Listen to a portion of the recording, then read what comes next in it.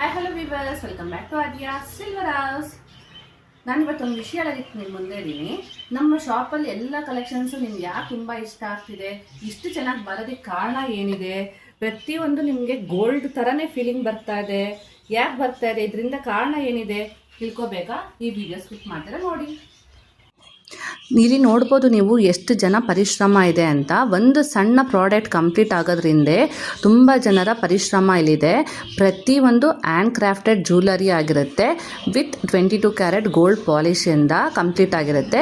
So ಅದಕ್ಕೋಸ್ಕರ ನಿಮ್ಮ beautiful product ನಿಮ್ಮ ಮುಂದೆ ಬರೋದಕ್ಕೆ ಕಾರಣ ಆಗಿದೆ. ಸೊ ಹಂಗಾಗಿ ನೀವು ಮೇಕಿಂಗು ಮತ್ತು ವೇಸ್ಟೇಜು ಕೊಡಬೇಕಾಗತ್ತೆ.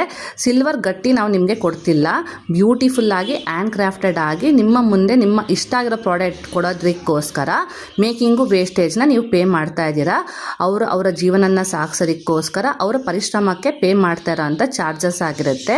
ಸೊ ಈ ವಿಡಿಯೋ ನಿಮ್ಗೆ ಇಷ್ಟ ಆಗಿದ್ರೆ ಯಾವ ಥರ ಪ್ರೊಡಕ್ಷನ್ ಆಗುತ್ತೆ ಅಂತ ಒಂದು ಲೈಕ್ ಮಾಡಿ, ಫಾಲೋ ಮಾಡಿ, ಸಬ್ಸ್ಕ್ರೈಬ್ ಮಾಡಿ. Thank you.